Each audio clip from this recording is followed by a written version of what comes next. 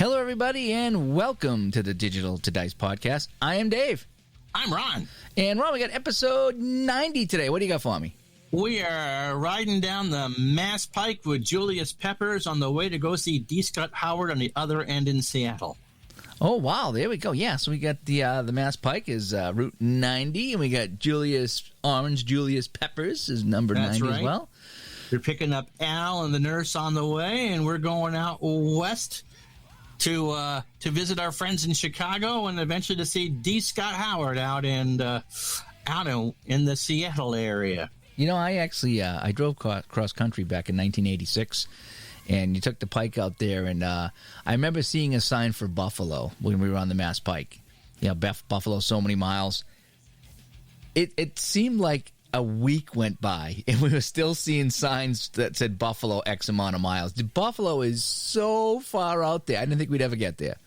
My dad's family is further out from Buffalo. They're on Lake Erie. It's about 40 minutes outside of Buffalo. And so when we did the proverbial Seminole family vacation to go visit Grandma and Grandpa, it took 2 days. We stopped in Auburn just because it takes so long. You think of New York as New York City or the area around Albany where I spent a lot of time as a kid, but New York is big. You don't realize it. Yeah, and especially from one end to the other. I mean, you get Buffalo way on one end and New York City. 350 miles from Albany to the Pennsylvania border. Yeah, and I've done that because I've driven to Philadelphia many times. In fact, I drove to Pittsburgh one time too. That was a 11-hour ride for me. But do you remember that if you had the force at first base, you step on first and not get the? You saw that video? Did you see that video? Yeah, that crazy video where the guy threw it at first, and it was he threw it down the line, so the guy come off the bag. And the guy, there's 2 out. The guy forgot all he could do was step on the bag to end the inning. No, was it 2 outs? Are you sure? Because it sure looked like he was trying to come home to get. Why wouldn't he just keep? He was off the bag and thought it would be. I could see what he was thinking. He thought it would be former first-round draft pick. You'd think they'd have some intelligence. I didn't realize it was 2 outs because when I saw the play, I was like, "That's a heck of a play by the batter to let the runner come home and score." Our friend Mike from the truck sent the urinating tree video from it. Urinating tree being one of those guilty pleasures that will always make you laugh hysterically, but you can't play it at work video stuff because there's all sorts of naughty words like gosh and darn and fornication involved. Mm-hmm. And yes, and so one of the things that he did was zoom in on the in-game scoreboard, on-screen scoreboard, and there were 2 outs. So there was 2 outs. Okay, because I saw him chase the runner back to home plate. Because he thought he was closer, and all he had to do, because the runner started to go back, was go back to first. All he had to do was touch the bag. Okay, I didn't realize it. Because when I saw the play, I was like, boy, if there was one out or no outs, that's a heads-up play, chasing back to home. But he still could have just ran and tagged him, right? He's got nowhere to go. He's got nowhere to go. So why would you try to throw? I mean, maybe just. And the runner knew that. The runner knew that too. So he just kind of bicycled his way back, and then the final score, because after he reached, he ended up scoring. Oh, jeepers! And the Cubs won the game 3-2. So I'm thinking maybe he's chasing the guy back home, and he saw a guy running home, and he said, "Man, I can't let him score," and just forgot there was 2 outs. Well, it's the second or third inning. You just get the runner. I didn't realize there were 2 outs. I was like, that makes it even more hysterical. Right, because Mike for the truck says, do you think they could accurately get this right in OOTP or Action PC? And I wrote back to him, I said, even the Bad News Bears would have known better. Jeepers, that's nuts, huh? So anyway, hey, so ways to get a hold of us at the Digital to Dice podcast. digitaltodice.com is the website. 978-751-DICE. 978-751-3423 is the Dice line. Send us a text. Email us, digitaltodice@yahoo.com. And over on Facebook, join the group, facebook.com/groups/digital to dice. We get some pretty good conversations going on over there, and people taking picture of their products and what they're doing in the whole bit. It's a fun time over there on Facebook. We're about 750 over there too, right? Boy, yeah, we're still growing. We're really close. Yeah, we're that group is still growing. It really is. So anyway, so you want to get into what we're playing here? How? Yeah.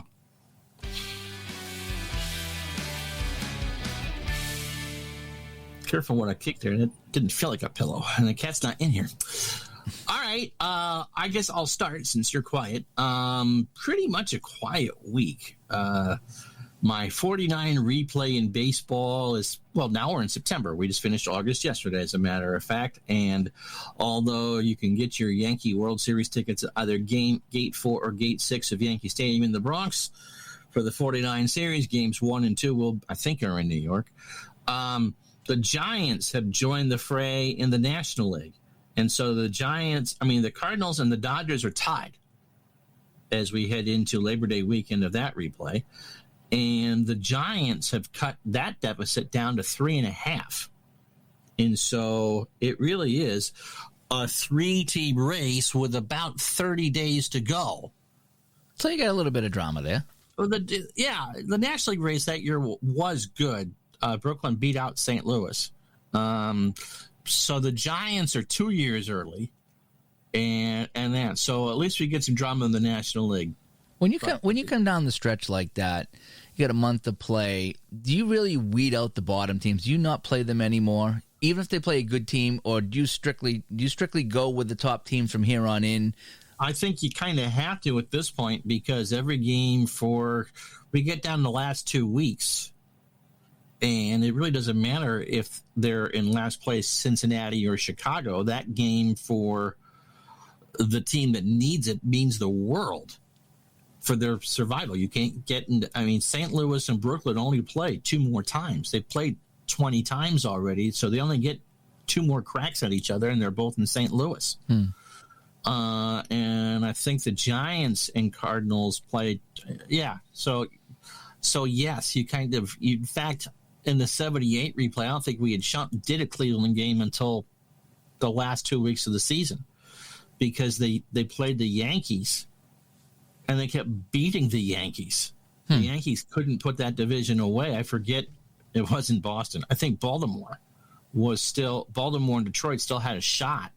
And so you just kept cycling back and forth. And so, because you don't know. You presume that when really good team plays really bad team, that bad team is going to roll over and play dead, especially since I do as played lineups, and they're, playing all the kids that are fresh out of the minors. But those kids get hungry and they want to play, and the computer doesn't really know A from B. You put the stock into where they are in the standings. The computers, it's just bits and bytes to them.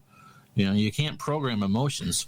Do you try to get everybody in at some point, even early in the season? You take the team that finished in last. Just okay, I'm going to give them a Thursday night football game here, so to speak. I think within reason.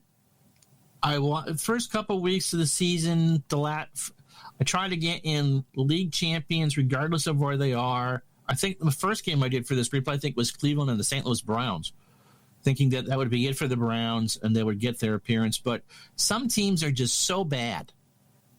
When you're 42 and 70, and I know I've got you never intentionally want to go with a game that that you're going to probably get a 6-1 game. You're going to get them, and you're going to get. I could put the 2 best pitchers in the league against each other, and it could be a 13-11 game. You just don't know. Right. And sometimes too, you got these games, and it's not the top teams, and they're not the best teams or whatever. But sometimes you can still have a fantastic game. I'm trying to think. Have I done every team? We've certainly done the Red Sox, the Yankees, the Tigers, the Indians, the Browns. I'm trying to think if I've done a White Sox game this year. And, I think the White Sox may be the only American League team I haven't featured at least once. And the National League, I tried to early on in the year. Try to get, although it's easier in an 8-team league than it is anything else. But sometimes, you get, maybe featured this team that's not doing well, but then you get the top 2 teams going out at the same time, and that's what's going to get featured. The one advantage that I think a replayer has above, let's say, an ESPN or an ABC or whatever, is that, look, it literally costs nothing to go, okay, we were supposed to do the Red Sox and the Yankees. The Red Sox are underperforming.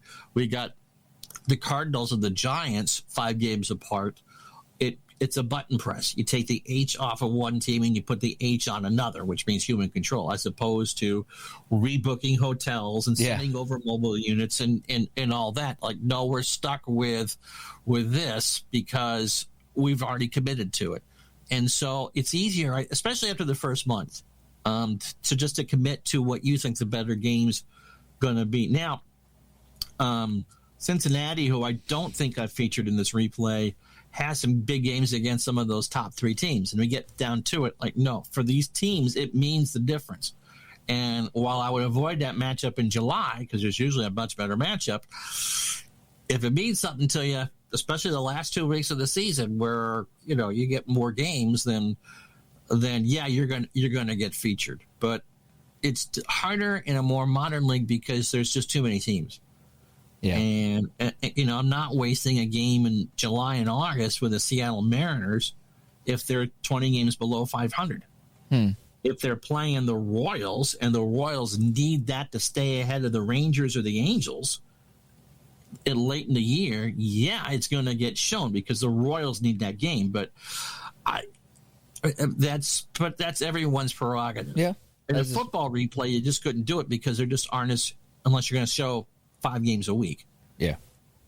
So, but I think everyone does it to taste. And if someone wants a team, I know that we have Tiger fans that watch, and so I make sure I try to include the Tigers when it makes sense to include the Tigers. We had a dear friend that was a Dodger fan, and luckily the Dodgers are good. He wanted to say the Dodgers 17 times a week. Well, I tried to get the Dodgers on, whether they were actually, I think in all 3 replays they were a huge factor, so it was easy to get them on. But if I know there's somebody who's a fan of said team A and they give me money, you get a little more favorable scheduling. But like I said, it doesn't hurt that those teams are good. But I think going into a replay, I'm going to feature the Yankees X number of times. I'm going to feature whoever because the pennant winners that year. They're going to get a good chunk of games. But I think everything else just kind of depends on where the replay goes. I mean, the Senators, there's a good example. We'll talk about them one more time. They should never have been featured. They were a 50 and 114 in real life. They were competing for first place at the All-Star game. They fell apart like we knew they would fall apart. But they got 6 or 7 more games than they probably ever merited to have. And so, so I think in the American League, I think the only team I haven't featured is the White Sox. So 7 of the 8 teams, and I think we've done 6. I think of the 16 teams, I think we've had 13 on. And I don't think anybody has missed not having a game from Wrigley Field done. Maybe we did Chicago and Brooklyn early in the season. I think consciously in the back of my head, before you get set on whatever the replay dictates the storylines are, try to get as many of those teams in there. But on a season like 49, it's not like people are going to have memories of that. I think it's a little different in a more modern replay and what's your audience. I mean, you could be featuring the Bruins in a replay or, a game of the week for an NHL season. You got Bruins fans watching you. So you're going to be, you do try to give people what they want balanced with whatever you as the gatekeeper of the story say, no, this is what I want you to focus on.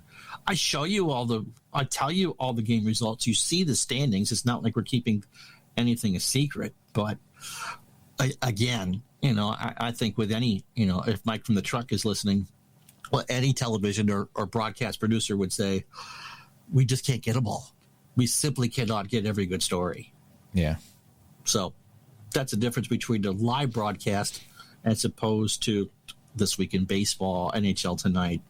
Right. Okay. I just wondered how you did all that there. There was a 10-minute answer for a 2-minute question. And again, if anybody else does some streaming games, do you try to incorporate everybody if you do a full season or what it is, or how do you pick the matchups? We'd like to know. I think the short answer is that you kind of go in with a game plan for the first couple of weeks, and then it's kind of like something, a choose your own adventure. You tell me where the story's going, and we'll go from there. I will usually pick games out a month in advance, 3 games a week, and I found myself the day of going on the air changing a game. Like, oh no, wait, they're closer in the standings. But so that generally it. You plan, and as I said, it's not like it's real people. It doesn't cost you any money to pull that mobile truck unit out of Ebbets to drive down to Philadelphia. Yep. Okay. So what else you playing more Strat PC hockey or what's going on? I haven't. The weather was actually nice here last weekend, so we spent some time outside. So no, doing some more outdoor stuff. Solitaire Pro Football, loving that game. That's fun. That's fun. Yep, loving that game and learning it, and it's one of the reasons why we chose the topic for today. As a matter of fact, because we never get into the topic, did we? We didn't say what we were going to talk about, did we? Oh no, we haven't. Oh, what are we going to talk about today? We're talking about math and games. How much math in a game is too much for you? And how important is math in it for you for a game? And I'm not talking just dice rolls, because that's, if you 6 + 6 is 12, that. So if 3 to 2, 12. But yeah, do you want no math? Do you want a lot of math? How much brain power do you want to use to make a game work for you? And does it ever really interfere with what you consider to be the flow of your game? Yeah, so we'll talk about math today. Yep, talk about numbers in the games and a whole bit when we get going. Yeah. All right, so you've been playing some of that there, not so much of the hockey there. Solitaire Pro Football, that's fun. Yep. Cool. Yeah. Over here, I had Solitaire Pro Football set up to go. I think I'm in week 6 or 7. Again, I'm playing 1 or 2 games a week, and then the rest I'm quick simming. And I had a great game lined up. It was San Diego at Dallas. Okay, high-flying Chargers against another good team in 1980. And I had it all set up, and I haven't played it yet. I think I did like the opening kickoff, and something happened, and I stopped. And then I got into a big hockey kick, and I fired up this project, which has been a blast. It's a what if. Yeah, you've had fun. 1978-79, the Too Many Men game, Boston at Montreal. We all remember that, okay? What if there wasn't too many men and Boston hung on to win that and they went to play the Rangers? Win the game. What? As a kid, I remember saying that. I don't remember if the Rangers clinched first or second, but I remember must have been because that was Game 7 between Boston and Montreal. Yeah, and I remember saying, man, if the whoever goes on to play the Rangers is just going to smash them. I said, this would be great. If the Bruins can win this, they will definitely beat the Rangers. I mean, I was just a kid at the time, 9 years old, whatever I was. And they lost that game, heartbreaker. Montreal goes on to win. They go to play the Rangers. So I always wanted to do what would happen if the Bruins had won that and played the Rangers. So I'm doing a what-if Stanley Cup, Boston, New York, Boston having the home ice advantage. And I decided to stream every game using Apple Hockey, by the way, which, boy, I tell you, the more I play Apple Hockey, the more I just love this game. It flows. It's fun. It feels like hockey. It really does. As I got the wife calling me 37 times while we just talked. And she's calling me 37 times on the phone. It's like, come on, Anyway, and so I got 4 games streamed, so we're going to be having a Game 5 coming up from the Garden here. That game is just so much fun to play. I decided to stream every game of the series. I'm using both goalies. I'm trying to use as close to it's not really – hockey's tough to do as played because I'm only doing 3 lines, but I'm trying to use only people who played late in the playoffs. So you went to like the hockeyreference.com and said, okay, who played, who didn't. And there was a couple of really good guys on each team that just didn't appear in the stats. So I says, okay, you're not going to play. Even no matter how good your ratings are, you're not going to play. So, but I'm putting in guys like Stan Jonathan for Boston. It's got like 3 or 4 goals in the series. John Winsink for Boston played his first game in Game 4. I put him in to kind of be some of the muscle, and he scores a goal. John Winsink scores a goal. You just never know. And he's got his shot range is like a 31, and he's not a goal scorer. I'm like, how do you have a shot range of 31? Probably because he's only going to see a couple of minutes a game is what I'm thinking. You know what I mean? He's not going to be a top-line guy for you, you know? Now, you could put him in as a top-line guy with a 31 shot range because that's pretty decent. But that would be gaming the game. It would be. So he's definitely a third-line player. But it's been like fun. Having a four offensive player on strat on the last line. Yeah. Like, what are you wasting a 4 on him for? Yeah, but it has been fun because I tried to go in order as they would play and what line, and then I made a couple modifications after each game. I think I changed the goalies up. I think I put this guy here. No, this guy's sitting, this guy's playing. So I tried to rotate in a few different guys just to keep it fun. But boy, oh my gosh, has that been fun? I'm going into game 5. I won't give it away. You know, when I wrap up the project, I'll give the final scores here. But yeah, I've streamed every game on my YouTube channel. If you go to YouTube, Dave Gardner Videos, you can check out and you can see the games and the final scores if you want to get that there. We've had 2 blowouts and 2 good games, and that's all I'm going to say. We had 2 close games and 2 blowouts.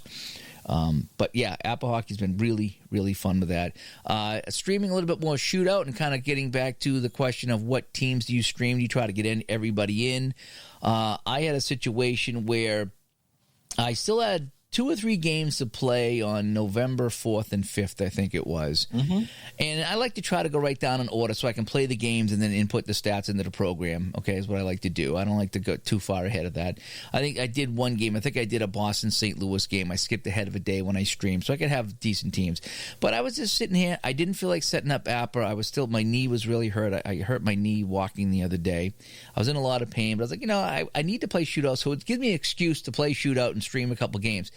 But I didn't have the best matchups. I think I had Toronto, Los Angeles, and Detroit, Philadelphia. Not a lot of there's some of the guys you'd know. You know Clark and Perrant and those guys, and Favell maybe. And for Toronto, I think Plant was in net, and you might know guys like Ron Ellis and Henderson. Come on, Hockey Night in Toronto, the entire nation of Canada. Yeah, but I mean, there's not a lot of household names on L.A. in 1970, 71, and neither, Detroit. I think Detroit had Howe. I mean, Detroit had some guys there, but was Dion there yet? I don't think so. I don't think he was. Next year then, right? Yeah, I think it was the year after. But I mean, I recognize some of the names just because I'm familiar with the year. But for the most part, these weren't marquee matchups because Detroit was a horrible team for a long time. Los Angeles was fairly new, and I don't even know if they made the playoffs that year. And Toronto was always a fair team at best, So I just had a couple of mediocre games, and then the only other game I could have done was Vancouver Buffalo, and they were both expansion teams. So of course I streamed the Toronto LA game and then the Detroit Philadelphia game. They were okay, so I just got done with that. And then offline I had one last game to play, and that was the Vancouver Buffalo game. That was the best game. I think it was 7-6.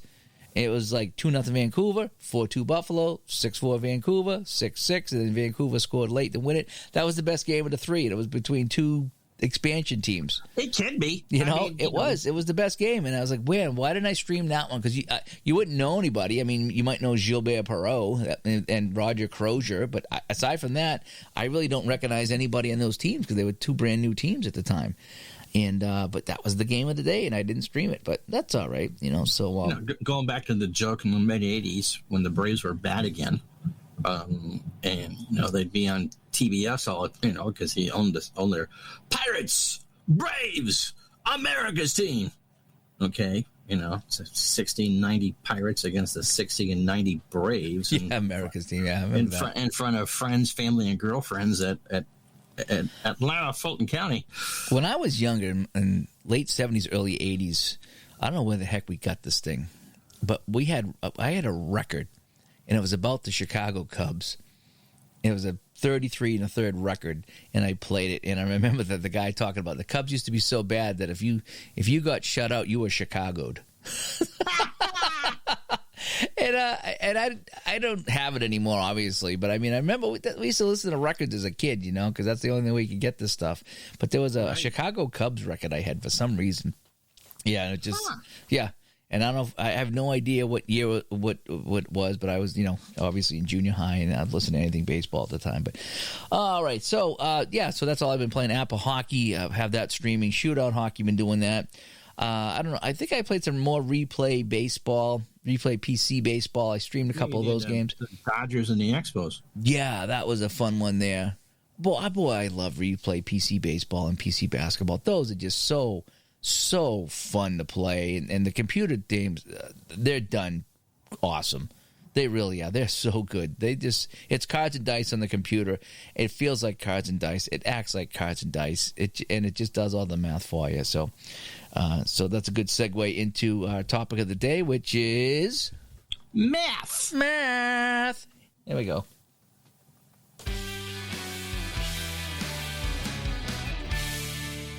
I told you about, and I'm deadly serious about this. This is not a joke. This is not an Aunt Becky setup. My Algebra 1 teacher, Okay, insisted, would not take homework otherwise. It had to be done in pencil. Mm-hmm. I get electric shocks from pencils because I have to hold the pencil in my teeth, and the metal part is there, and it's, you're electric. We're all electric. You especially, Davey. In pencil, on typing paper. Okay. I really can't write in pencil. It smudges too much. Yeah. Typing paper was a rare commodity in 1984. Okay. Not like today, where we all have reams and reams of it to go on our inkjet printers. Mm-hmm. If you had a computer, you might have had a printer, and it might have printed. The dot matrix was high quality stuff, at that point. Yeah. Yep. Smushy thermal crap that no one could read. Yes, and so I failed Algebra 1 twice because it just threw me for a loop to try to. It could not write it. She would not take it in pen, and she wouldn't take it on lined paper. And I certainly couldn't type it. They wouldn't have taken that. So anyway, let's talk about math, shall we? Math is fun. I was an A student in math. I was. I remember where is it? There we go. I remember Monty, I'll take the Pepperidge Farm crackers for 50. my senior year in high school, going into the fourth quarter, which was wrapping up my high school career, whatever. I think I had a spiked the football. Now this is trigonometry. This is math. I had a 97 average, and because I never took anything. Math just came to me, and I remember the math teacher coming up to me, and he's like, "You get your homework done?" I was like, "Nope." He's like, "Why not?" I says, "I have a 97 average. If I fall asleep in class and you give me a 0, I still pass, because that's how good my math was. I calculated that I could get a 0 and still pass." And he looked at me, and goes, "You're exactly right. But if you could at least try, just so everyone else, I don't want anybody else doing the same thing you're doing, because you're exactly right. I can't fail you. You will graduate. But if you could just try, just to make it look good." And I did. He was really cool about it. I was like, okay, I won't be a jerk. And I did try. But, I whizzed at math. But I remember when we first started the show. I'll give another one of those. I'll do door number 2, Monty. If you give me another zonk, I'll zonk you. Does anybody have a number 2 pencil in their pocket? $100 for number 2 pencil. I did that with Sarah the other day. Someone asked for a pen, and she couldn't find one. I said, "Well, then you're not getting the $100 from Monty. Then where's your hair clip?" Right. So, I remember when we started the show and I started playing these games. I remember saying I don't want to do a lot of math in my games, and I forget what game I was playing, because I remember it really doesn't matter because a lot of them are. But it was one game that it was. This guy gets the puck. Hockey, was it? Which has turned out to be no. I think I don't even want to say the game. Look, it was. I don't even want to say what sport it was, but somebody could have done something on a shot range, and you had to subtract something. And I was like, boy, I tell you, every time I go to do something, I have stop from the flow. It did. I have to stop, look at the other team, and then I subtract. And I was like, man, I'm tired of this subtracting thing. You know what I mean? This is a lot of math. And I just felt like I'm getting all excited to do something in a game, and then I had to stop and subtract from it because I have to check the other team. And so for the longest time, I was not real thrilled about doing math in a game. I just want to game the flow. I want to enjoy it. And if I got to stop and pull out the calculator and do math every time, this disrupts the flow of the game. Now, again, that was a long time ago before I really played a lot of these games and get used to how they played. So now fast forward now to playing Apple Hockey, and there's some math to do on the fly. Sometimes you got to do a quick forecheck. number check, or you check the block shot results. But those, I feel those are so fast. Okay, block shot. Okay, I got a 2 and a 1. That's a 3. Easy enough. A forecheck. I got a 3, 2, and a 2. That's a 7. Easy enough. So I'm getting better at doing the math on the fly, and I try to do as much as in advance as possible, like the ODAI for APA. Right. I'll get those in advance. The same way if you did APA football, you try to figure out who's on the field and get the lineups there and have those numbers all set. So the more things you have ready to go, the better off you are. There's some other games, the baseball games, I think you need like a defensive total in some of them. APA baseball. Yeah, maybe that was the one. APA baseball. You got to sit there. It's thankfully the calculations don't change much unless you make a sub at the field. Yeah. You just don't get a lot of that. Yeah, so I try to do all of that. Total defense and infield defense. Yeah, try to get all that in advance. Strat hockey, I know that there's really no math in strat except when you do if you want to try to penetrate, you have to go to the penetration chart. But as far as math goes, but even then, I think you're rolling a dice or flipping a card. Yeah, and you're just trying to see, is it 1 to 11? Yes, and 12 to 20? No, or something like that. Right, and so shootout, there's no math really. It's just flipping the fast action cards. Anytime I play the PC games do the math for you. But anyway, what I'm getting is that I didn't like a lot of math at the time. Solitaire Pro Football's got a lot of math in it. It's all math. It's all math. It's all math. But what we're getting at today is, how do we put it? Well, are you doing math? Are you doing math or playing a game? Yeah, and I think that's what it comes down to. Because there was a couple of video games that I played a long time ago when I was playing a lot of video games before I played cards and dice. And there was a couple of times that you'd be playing this game, and you'd have to solve a puzzle. Maybe it was like a Tomb Raider or something like that. And the puzzle come up to do, and I was like, boy, I really don't feel like I'm playing Tomb Raider right now. I feel like I'm trying to figure out what the game wants me to do. There was a game a couple years ago that our Red Sox fan played on whatever game system he has. Doesn't really matter, but it's a console game. And it would be a puzzle solving game, and he would have to, he would go over and over and over again. And as the game wore on, the puzzles would get more and more intense. And to be exactly the right feel, you get 80% of the way through it. You'd survive with your virtual life, head between your, tail between the legs and all that. And you're going, am I playing the game or am I playing to play the game? Yeah, so I mean, yeah. And so it was fun to watch Al get all emotional about having to shoot cats and all that sort of thing. And the name is escaping me right now. But yeah, I could certainly see that. Are you sitting there playing? There's one particular game that I've played that, again, you flip the card, you go to a check, and you figure out the check. And if you pass the check, it's A. And if you fail the check, it's B, and it happens on every play. And so there's although the math is very simple, all you're doing is math. And it kind of comes back down to, if you have 17 yards of concrete and I've got 18 cords of lumber, how long is it going to take to build a sidewalk in front of the Taj Mahal type stuff? And it's like, why do I care to begin with? Yeah. And to what purpose does it take away? Because again, when you were talking about whatever particular game that you were talking about,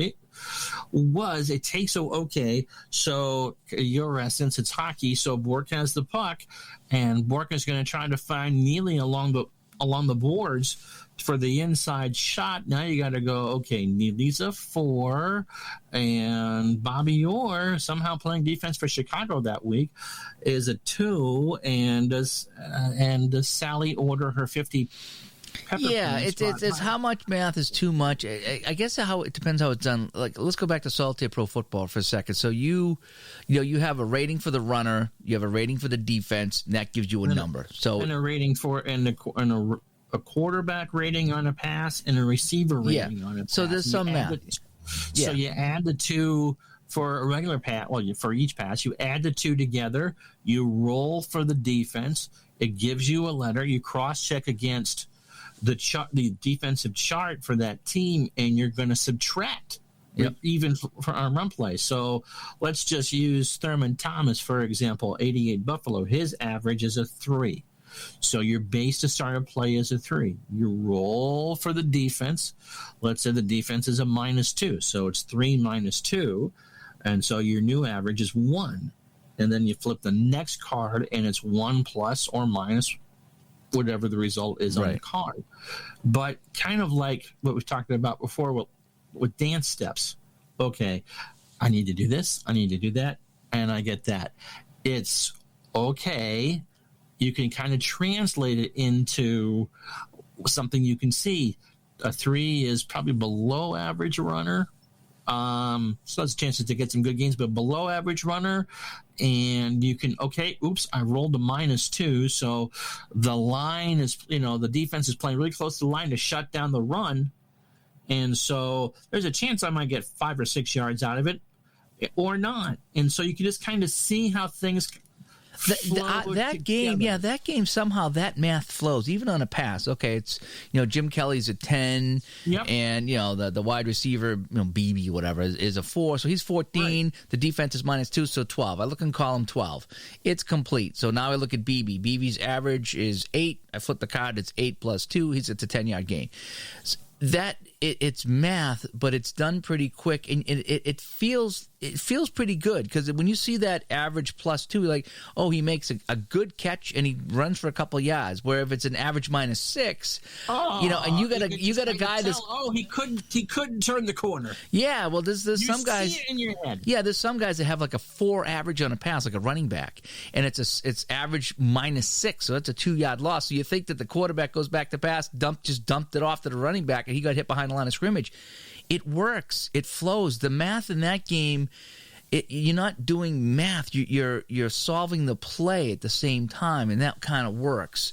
The same with APA there is that sometimes you need to determine, the other team, do they have enough forecheckers, their rating good enough for this or not? Is the intimidation good enough, when you add it all up or not? And a lot of times, I was playing the game the other day. I had John Winsink and Terry O'Reilly out, or Stan Jonathan and Terry O'Reilly out. You don't need to do a physical check on that play. They're going to pass the check and steal the puck every single time, so you don't even need to think about it. So there's some games that, you can memorize the math, too, and you don't even got to think about it. It's like, okay, just Bruins take the puck. O'Reilly knocks the guy at the puck. No big deal, But there's other times you do have to do the math. But, so again, how much math is too much math? And again, I guess it depends on the game. I think if you like a game, then you're willing to forgive the math problems. Whereas if you're not crazy about a game, then the math becomes math. It doesn't become the game. It needs to have, as you said with the solitaire pro football, it needs to have a means to an end. Where do you go with that? Do you complete the play with that? Above the rim basketball, Larry Bird's a shooter. Let's say his shooting rating is a 50, and so the shot is good if the thing is less than or equal to 50. It's very straightforward. Is 35 less than or equal to 50? Yes, that's still technically math. It's first grade math, but it's math nonetheless. You pass the check, you move on. You know what happens. You go on to the next sequence. But if you got to sit there and try to figure out, I don't want to get too specific here, but if you got to count how many green rainbows, purple diamonds, and red four-leaf clovers it takes to do something, then again it kind of bogs down. Now, if it's your favorite sport, I think you're more willing to give something a pass for that because you know what to expect. But if it's like basketball probably for you or I, or hockey for someone else, or like that, it's like, how much do I have to go through to be able to get what I'm looking for? How much of this takes away from the imagination, the story I'm telling in my head? I mean, look at some point this weekend, and maybe tonight, depending on that, I'm going to do an Indy 500 video using Daring Racers. The whole thing is math. You are adding and subtracting, and the entire race and drivers get placed depending on what you get for rolls, and so you're at square 4, and you had a good thing, so it's 4 minus 3, all that. But again, it's imagination. You know enough about auto racing to know that they're passing for position in all that, and sometimes it's just a passing of a basic check. Another, it's you can just kind of visualize it. When I was doing the Formula One thing, if Lewis Hamilton, who wins everything, got a perfect roll and he got a -3 or a -4 on his segment, his foot was literally through the floor. You could visualize it in your head that he was playing chess while these other cars were playing checkers. And so, okay, it's math. You got to do -4 plus -4. But you just knew that he was just on a whole other playing field. And it worked. But again, I like that sort of game. If you're a casual person who watches auto racing once or twice a year, it's not going to mean anything to you. There's one game I want to talk about real quick, in the Crease Hockey. And I see ID playing that, and Robert playing that, and Alan playing that, and a few other guys streaming that game. And it's got me intrigued, but that's a game that we talk about math a lot. Whereas I haven't played it yet, but from my viewpoint of watching people play it, it just seems like every time you flip a card, you're doing a number check. Okay, so this guy has the puck, flip the card. Is the left D greater than 4? Yes or no, then that tells you what happened. And then then the next card flip, is the right wing, is his offense or is his whatever, is it a 2? And so that's how that game seems to work, is where everything is a number check on a player. Yes. And now, in a way, I think that's kind of neat because each player now has a say in the play, so the better players will do better. It takes people's individual skills into account. But at the same time, when you're playing Strat or APA, sometimes it's lose to the left wing, lose to the right wing. And so it's simple. You don't have to do any checks at all. It's like this guy got the puck. Whatever happened on that 30 seconds, this guy has the puck. And it kind of simplifies things, and it makes it as much fun as it is to check to see how good that guy is. I don't think it needs to happen every single flip of the card. But I haven't played the game yet, so that's why I want to get it, and I want to play it. I want to see if that math check of that game flows or not compared to some other games. Because sometimes it's fun that when you flip a card or roll the dice, you see, this is what's going to happen here. You don't have to stop and check. As someone who's played that game, I found it very frustrating because not only are there no decisions to make in that game except for who to put out there for a line, there was no advancement of the puck. If you were in one of the nice things about the game is there's 5 scoring zones. As Strat has 3, APA 1 or 2. There's one with APA, but you can add to your scoring range depending on if it's a rebound, a tip, or a power play. All right, and that's fair. So Strat pretty much has 3 zones. This game has 5, but if I was shooting from zone 0 or zone 1, or 6 actually, which are the furthest ones out, I didn't have the opportunity to take the chance to try to get closer to increase my chances. Okay. And for me, that was very frustrating. And there wasn't any, for me, on the power play, there wasn't any, you just, you pick a number or whatever, and you read the card, and you really couldn't influence anything. And so, yes, it was nice that you could either have a shot or, a check or a hit or takeaway, which is a real part of hockey, which other games don't do. You cannot have a block shot in Stratomatic, for instance. You can take away there in a hit, which I guess is a check. But, in APA, you get corner play. In Stratomatic, there really isn't any corner play. It just seemed it was playing. You were helping to guide the game, but there really wasn't any suspense in it. And I think if you're going to go through and do that, at least in the computer game, these games work because you have some sort of hand in it. And I think what made APA work for you was that, okay, you knew all the players, which I think you got it. I think if you're going to try out a game, it needs to be in an area you're comfortable with, because you're going to know, or at least have memories of them. Unless you are a diehard fan, you're not going to remember that Larry Bird only hit 48% of his shots in a given year. But that's what the game is going to try to do for you. So there has to be some sort of interaction. The first time when you did APA and you did the adding and subtracting for the ODAI, you knew the players. And so it was easy to go, oh, Neely shot in the range. So you could see Malarchuk try to make the save or beat Juan the cheapie or whatever it is. You could visualize it. And when you're able to take whatever that math is and visualize it in your head, oh, well, I caught the train at 2. You caught the train at 2:05. We'll meet at the Holiday Inn in White River at 4 o'clock. That makes a lot of sense. But when you're going, when it's all checks and you're not quite sure of the players and are you doing this right, it just... I don't want to pick on the game, but it just didn't seem like that. Well, what am I doing here?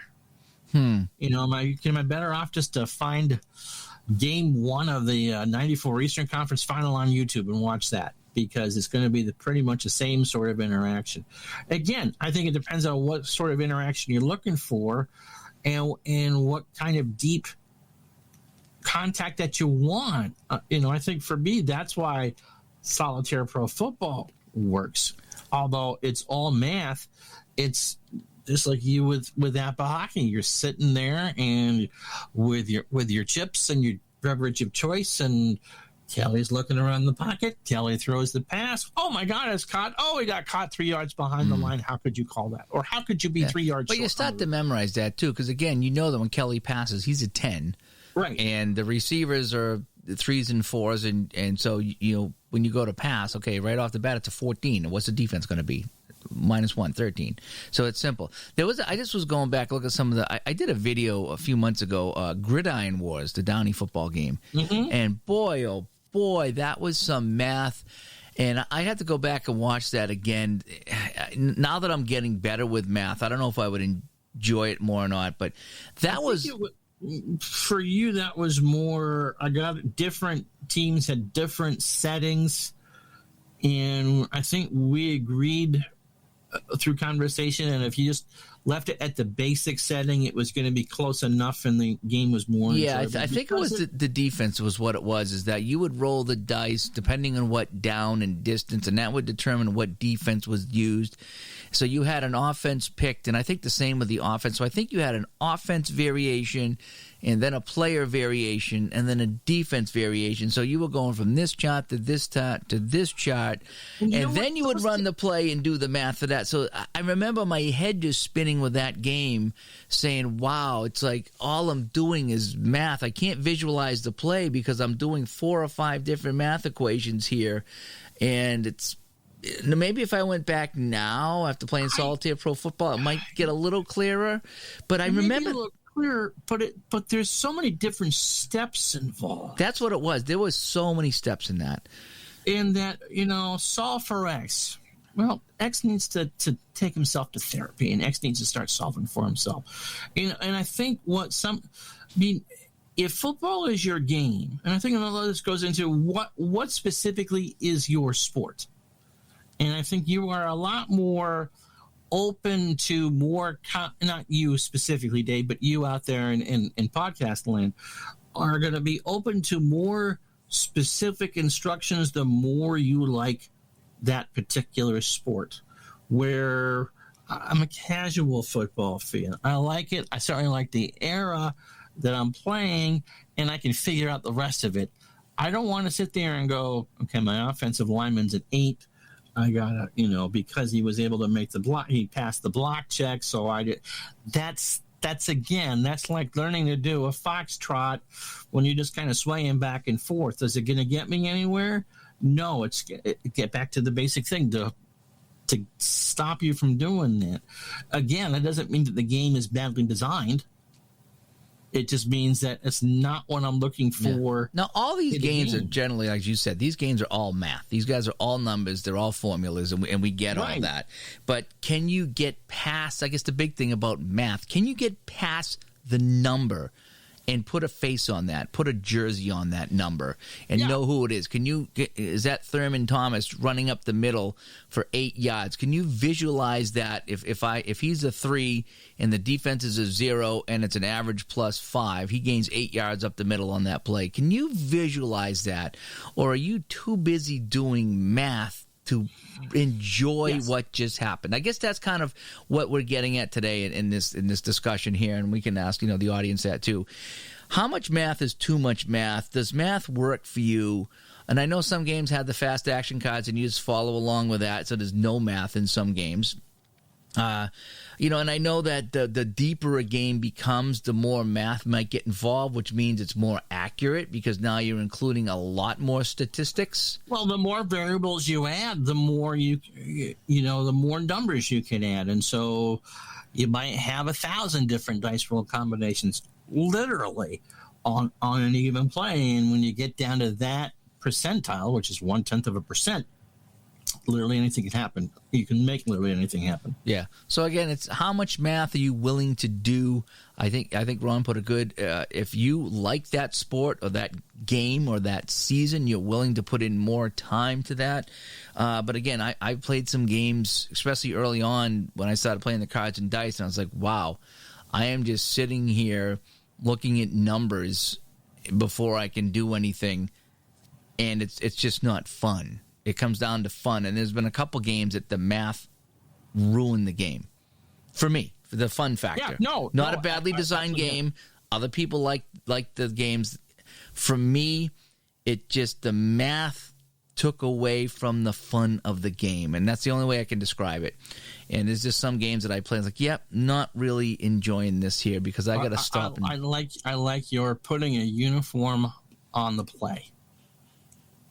That makes a lot of sense. It's not, is 5 greater than 3, which of course it is, but can you see the shot? I know when I was playing above the rim that if the card came up as a 1, and they were all random cards, so it really didn't matter. To me, that was a dunk. Anyone was, not only made that shot, you did it with authority. Yeah. You gave the guy a facial. Yeah. And conversely, you don't always need math. The game I played today, Boston and the Rangers. Maloney had the puck. I think it was Don Maloney had the puck for the Rangers, and it just said lose to left wing. So Cashman took the puck for Boston, and I was really getting into it at this point. So I was like, Cashman comes over and he levels Maloney, and he takes the puck away. Cashman's next roll was puck taken by Maloney. So now I'm like, okay, Maloney goes and crushes Cashman right back, and Maloney gets the puck. Then what happens is Maloney loses the puck to Rattel. So while Cashman and Maloney are fighting for the puck, I had Rattel scoop the puck up and go on a break. None of these were number checks. Okay, so I wasn't checking to see if Cashman had a 4, if Maloney had a 3, if Rattel had a 2. This was just lose to the left wing. And in my mind, how I broadcasted that, in my head was Cashman and Maloney were roughing it up, and one took the puck, and then the other one hit the other one, took the puck away. And while they were kind of roughing it up, Rattel came in, swooped in, took the puck, and he actually went in and he scored on the play. Mm-hmm. And it was so fun. And there was no number checks. There was no math, even on the roll of the dice, there was really no math. Rattel just rolled. It was in his range. It was a goal.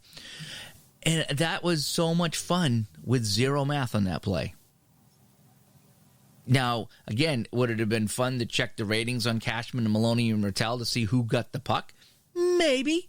Maybe that would have. But for me, Cashman and Maloney duking it out at center. They each took the puck once or twice from each other. Rattel swoops in, goes in, and he scores the goal. And to me, that was fun. To me, that whole sequence was so much fun, and there was no math involved.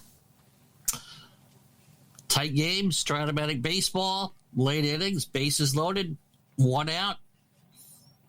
Roll the dice. GBSSA. Ground ball to shortstop, 6-4 3.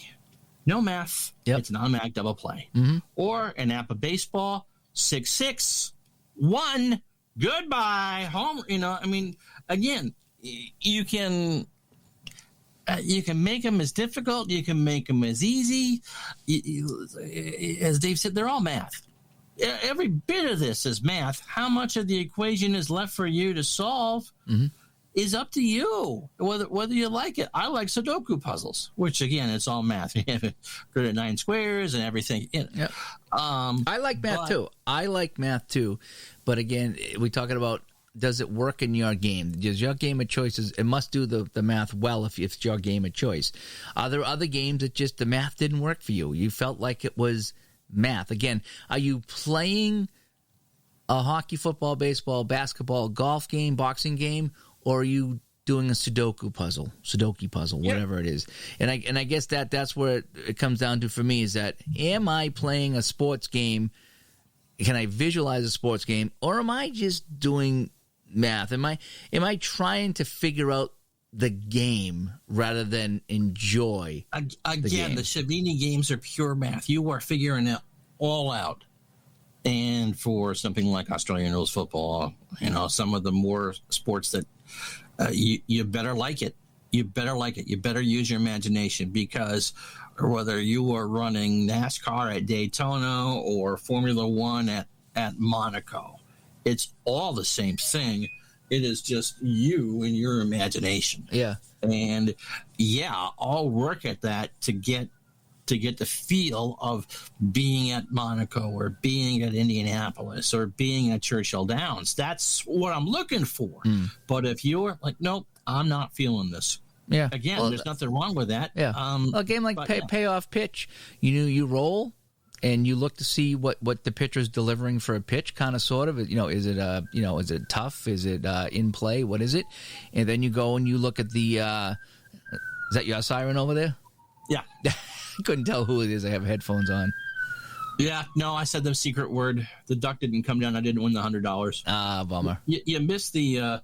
Thank God we didn't do this the other day, because they were F-35s were practicing at the airport. A couple miles away. Kidding. That must. Oh, it's just like Shea Stadium as a kid. Anyway, go there. Yeah, so Payoff Pitch, like I say, you roll for the pitcher. It tells you what's coming at and where to check on the batter card. And you look at the batter card at the dice. There's no math. I don't think there's hardly any math in Payoff Pitch, and that game works so nice. It's so fun. It flows. So there are some games that don't require math, and there's other games that you're constantly looking at the defense compared to the offense, and you're doing a check and you're doing a subtraction or an addition, and it can get kind of mucky and get kind of grindy. And depending, I guess I'm wondering, if you're doing that on every play, on every sequence, on every batter or whatever it is, boy, I tell you, that can just, I think it gets kind of old. Maybe you get into the groove with it or not, but. I think, and not that I like to talk about games that I don't like, because I think we've made a great point not to do that in the history of this show. To me, that was the deciding factor on really not liking In the Crease, is that it played well. I'm fairly sure that it was very realistic. You got the checks and all that. But again, it was the same things over and over and over again. And there wasn't really any suspense in it all. In a basketball game, you can take out a player and put in someone else. Or in a baseball game, you can remove a pitcher. In hockey, you kind of have to play this, the cycle of the lines. And so even in those other sports, which are kind of completely fast action driven, pass, the check and go through that, there wasn't anything I could do. And it was either or. And that's what kind of, it was math. But again, it's to me, and only to me, it didn't seem like there was a means to the end. Why do I care what, is Dave bringing me cookies? Do I have to feed this guy pineapple pizza? Whatever it is. And I guess that's the thing is I've become a little bit more accustomed to math. I've embraced a little bit of math in my games, but I'm still at a point where, for me personally, sometimes it works and sometimes it doesn't. And again, it could be the game, it could be the sport, it could be anything of those.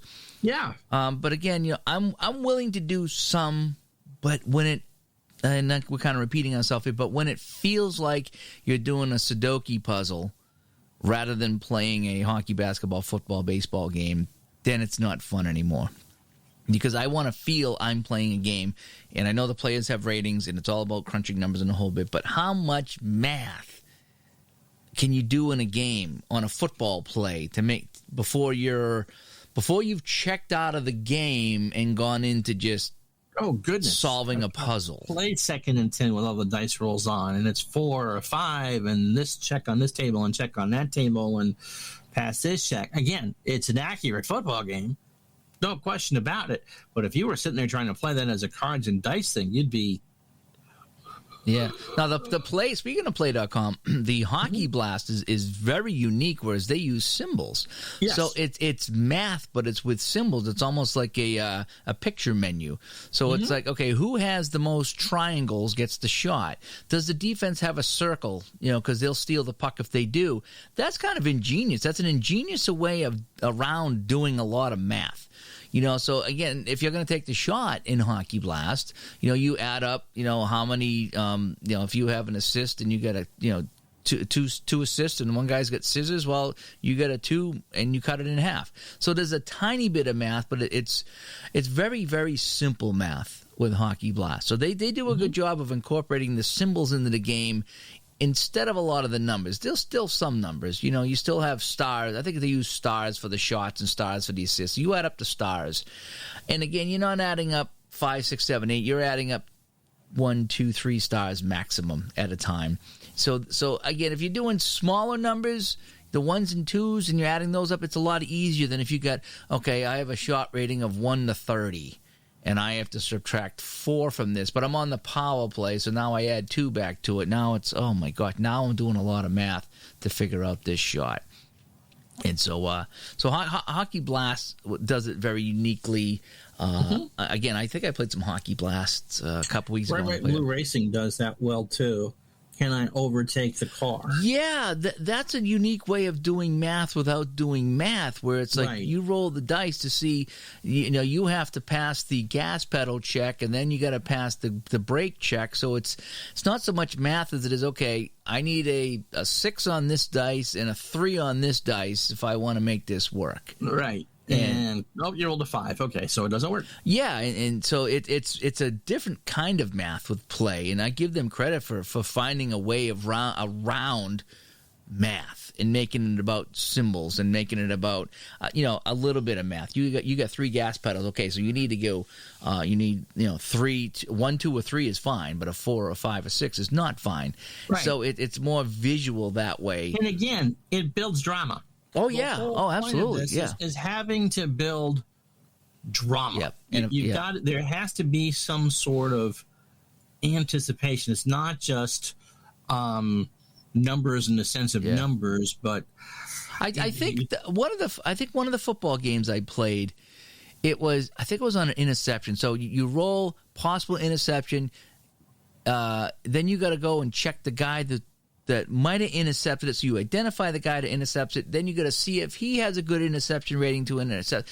And it's like, boy, how many more checks do I need to pass here to find out the ending of this play? And it just my head was just spinning a couple times in some of these games. I'm like, wow, that's a little bit more work than I'm willing to put in. Yeah, and I think when it becomes work, when math becomes work, when the game becomes work, it takes away the fun of it. So we're not talking about Football Manager, which is a whole other kettle of fish. I agree with that. And again, I think it depends on how do you feel about the specific sport, and how strongly do you feel about the 2 teams that you're playing or the event you're trying to replay. And now, if you want to go and play PC games, then the computer does all the math for you. So whatever happens on a play, it does the math for you, and that's easier too. So some people will go play the PC games, and so they won't have to do the math. So anyway, so we want to know from you guys, what do you guys think about math in your games? How much math are you willing to do? Does math ever become a chore? Does math feel like work? Does math make your game not fun? Where do you draw the line with math? You know, it's in your game, mostly cards and dice. Because again, the PC games kind of do the math for you, so to speak, and you kind of follow along. But when you're playing on a tabletop, how much work are you willing to put in before it's not fun anymore? And that wraps up episode 90. On the Mass Pike we go with Orange Julius Peppers. So you've been listening to the Digital to Dice, episode 90. DigitalToDice.com is the website. 978-751-DICE. 978-751-3423 is the text line. DigitalToDice at yahoo.com is the email. And over on Facebook, facebook.com/group/DigitalToDice. And we want to know your math horror story or your math success story. What is it? Ron, thanks for joining me today. As always. Talk to everybody later. Bye-bye.